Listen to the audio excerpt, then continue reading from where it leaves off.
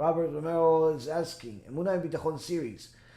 In the process of conversion and moving to a Jewish community, I noticed huge resistance, both spiritually and physically, to the point of breaking. Question is, how to avoid or lessen this resistance in a second round of trying? Well, first and foremost, you should know that it is not going to get less.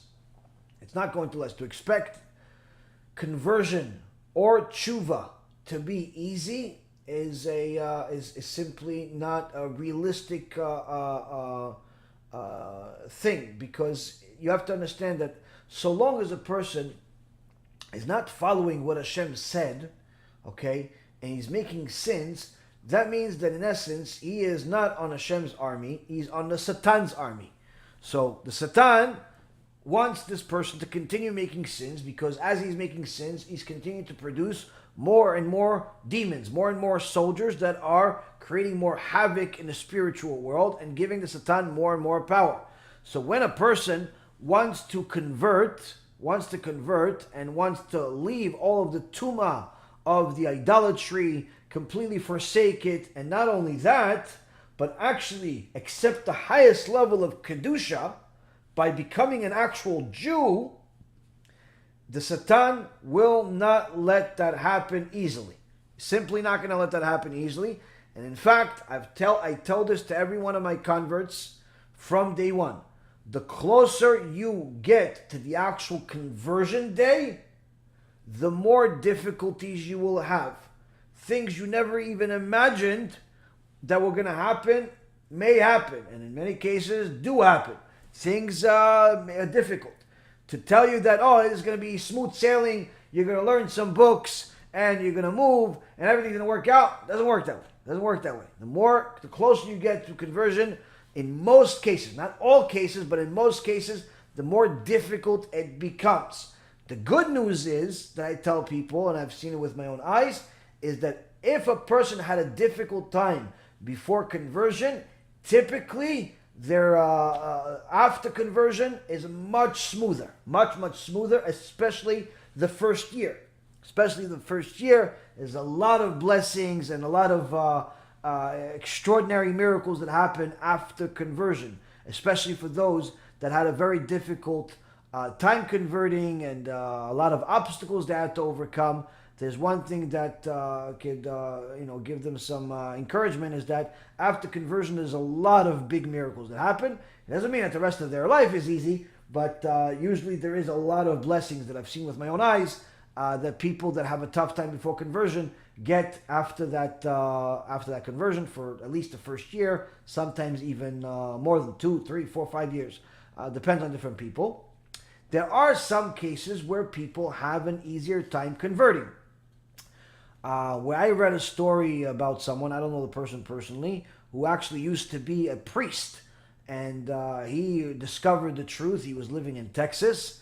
He discovered the truth, and him and his family all converted. He said that it all happened within less than a year, and they were already living in Israel, and he was learning in a yeshiva, and that's it. Like he said, I don't know what people experience, but he said in an article that I read years ago, he said, our conversion was easy, amazing, and extraordinary. Now, I could say, obviously I believe that what he's saying. I don't see a reason why he would lie. So how do you explain such a thing? I think it's relatively simple to explain it by simply understanding of what he sacrificed. Now, he may not view what he sacrificed as difficult because he knew that he's sacrificing falsehood.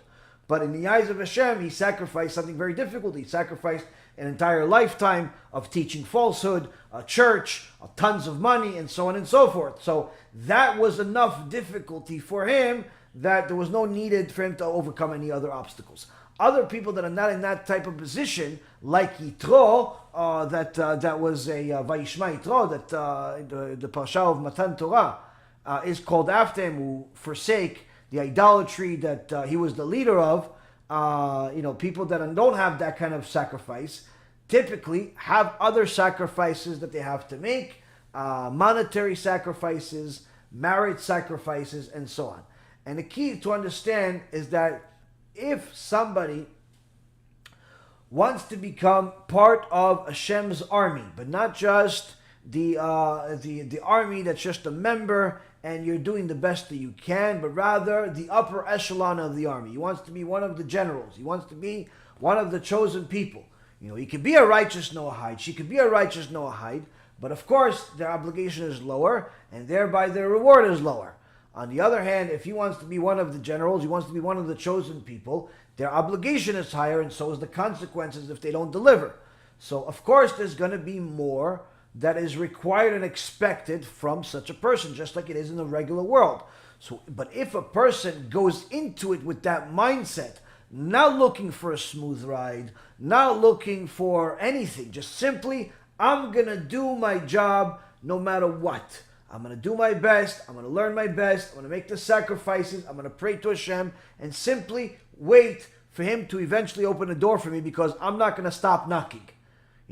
It's just simply, I'm going to do everything I can, and Hashem is eventually, going to accept me, whenever that's going to be. A month from now, a year from now, 10 years from now, whenever it happens.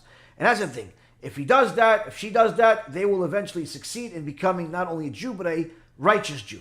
But if a person has expectations and a predisposition of what they expect the community to be such way, they expect the monetary situation to be such a way, they expect knowledge to be such a way, the rabbis to be such a way, everything is conditions, generally speaking, they never succeed. And if they succeed in becoming a Jew, they become many times one of the most problematic Jews that exist in the world. And unfortunately, I've seen some of them, Baruch Hashem, none of them are my students, but I've seen some people that have converted that literally fulfill the words of the sages that converts are a skin disease to the people.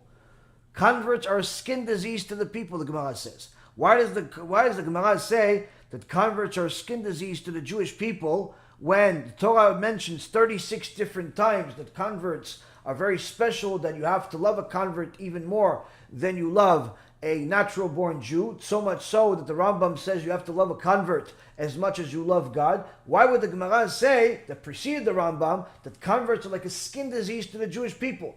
So the Gemara explains, and the Chachamim explain on this, as that number one, if the convert is a righteous convert, if it's a righteous convert, then he's so righteous that he makes the Jews that are not as righteous, second guess themselves, jealous. It's annoying to see this new guy, he's only a Jew for 2, 3, 4, 5, 6 years, completely in love with Hashem, learning Torah non-stop, doing all the mitzvot. This woman, tzadikah, kisurosh on day one, she loves Hashem, she doesn't care about anything else but Hashem, whereas me, I'm a Jew my whole life, 20, 30, 40, 50 years, and I'm barely going to pray, I'm barely want to do Pesach, I'm barely this, I'm barely that. So it's a little annoying for the natural-born Jew, but that's in essence the rebuke on the natural-born Jew. Look, you have no excuses. This guy's a new guy, this girl's a new girl, and she is consuming Hashem as much as she possibly can.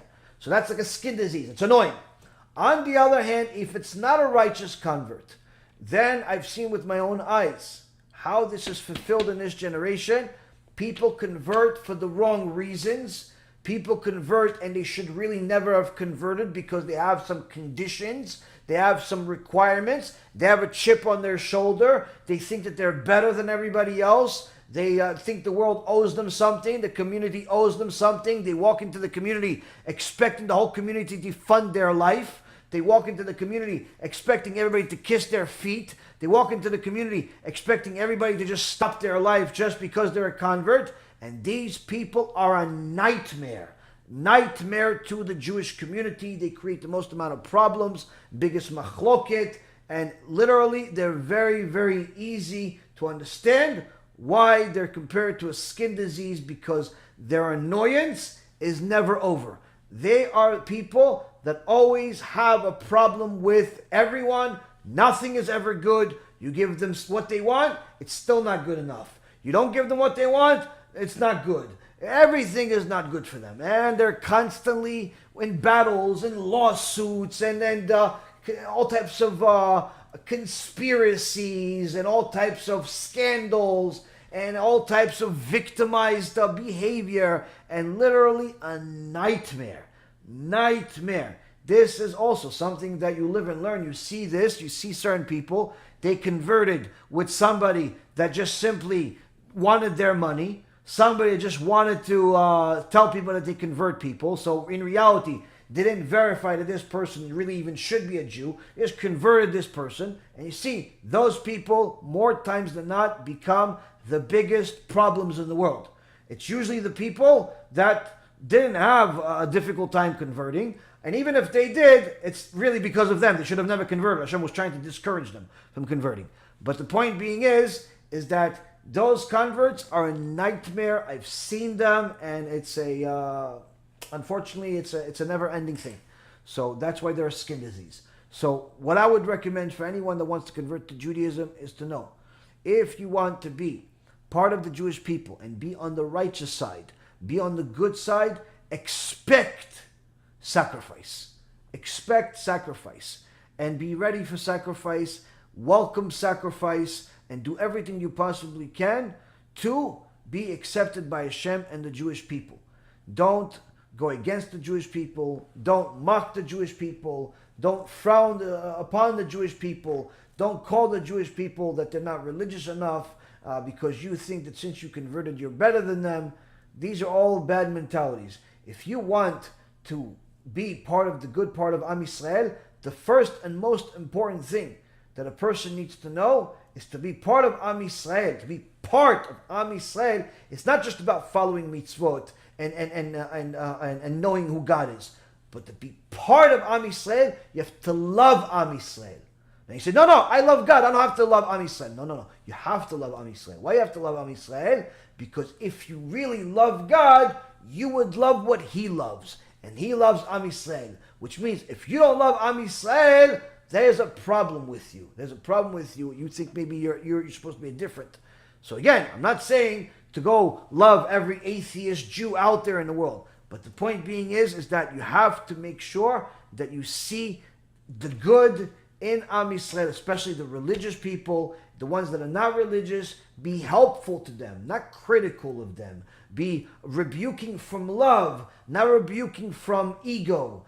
Be someone that is trying to learn, not only trying to disseminate your ideas. Be somebody that's accepting the Torah from the Chachamim, not someone that's trying to tell the Chachamim what to do. Be somebody that's trying to get accepted into the community, not someone that's trying to shake up the community. People that want to do all those things, that want to shake up the community, they want to renew things and so on, those are the skin disease. Those are the Erev Rav. Those are the problem. And even if they have a kisui rosh on their head, even if they have a long beard, and even if they have all types of accents, if they are trying to go against the tradition, they go against the Chachamim, they don't accept Judaism for what it is, they want a new version of some kind, they think they're smarter than the rabbis, and so on, these people, for sure, skin disease, and very likely also part of the Erev Rav.